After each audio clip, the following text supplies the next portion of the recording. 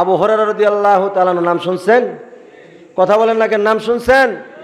পয়গম্বরের বরকতে একটা সাহাবীর নাম, যে আবু হুরায়রার নাম আসমানের নিচে জমিনের উপরে কালামুল্লাহ শরীফের পরে সবচেয়ে বিশুদ্ধ যে কিতাবটা বুখারী শরীফ, বুখারী শরীফ খুললে পৃষ্ঠায় পৃষ্ঠায় যার নাম পাওয়া যায় তিনি হলেন হযরত আবু হুরায়রা রাদিয়াল্লাহু তাআলা। শুধু তাই নয়, আবু হুরায়রার একটু পরিচয় দিই। আবু হুরায়রা রাদিয়াল্লাহু তাআলা আনহু, হযরত আবু হুরায়রা রাদিয়াল্লাহু তাআলা আনহু আল্লাহর নবীর থেকে বিশেষ দুইটা নিয়ামত পাইছেন। জোরে বলেন সুবহানাল্লাহ।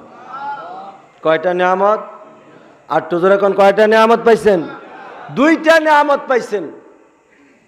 এই দুইটা নিয়ামত আবু হুরায়রা আল্লাহর নবীর থেকে কি কি পাইছেন আমাদের জানার দরকার আছে না নাই? হযরত আবু হুরায়রা রাদিয়াল্লাহু তাআলা আনহু আল্লাহর নবীর থেকে কয়টা নিয়ামত পাইছেন? আর তো জোরে কোন।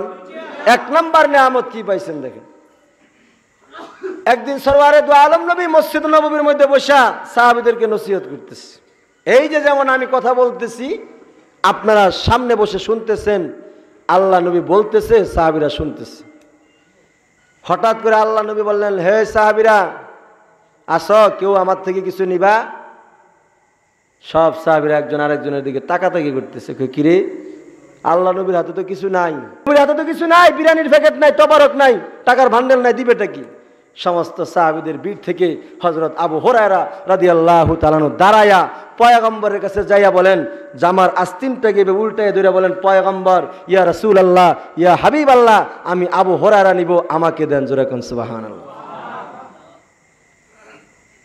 আল্লাহ নবী সরকারে দু আলম বলেন, আবু হুরায়রা তুমি হা করো। আবু হুরায়রা এরকম হা করছে। যে হা করছে, দুই ধরনের রওয়ায়াত আসছে কিতাবের মধ্যে। এক রওয়ায়াতে আসছে আবু হুরায়রা হা করার সঙ্গে সঙ্গে আল্লাহ নবী আবু হুরায়রার মুখের ভিতরে এরকম একটা ফু দিয়ে দিছে। যে সুবহানাল্লাহ বলছেন, এর নামে জান্নাতের মধ্যে একটা গাছ লাগিয়ে গেছে অটোমেটিক।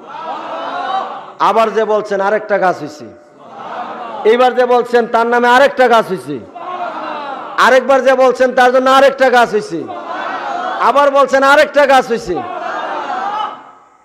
সন্দেহ হয়? সন্দেহ হয়?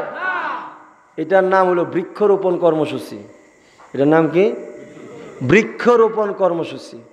দুনিয়ার জমিনে দেখছেন না, প্রধানমন্ত্রী একটা গাছ লাগাইতে, ছোট একটা সারা প্রথম, তারপরে ডিসি সাহেব, এসপি সাহেব, ইউনো মন্ত্রী, চেয়ারম্যান সবাই গাছ লাগান শুরু করে। কারণ কি?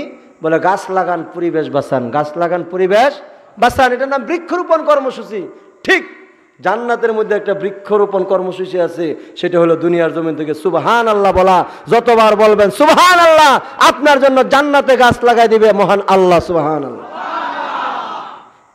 এজন্য মাঝে মাঝে এগুলা বইলেন, শুধু সারাদিন অন্য রাজনীতির আলাপ বাদ দিয়া সুবহানাল্লাহ, আলহামদুলিল্লাহ, মাশাআল্লাহ এগুলো একটু মুখ দিয়ে উচ্চারণ করেন।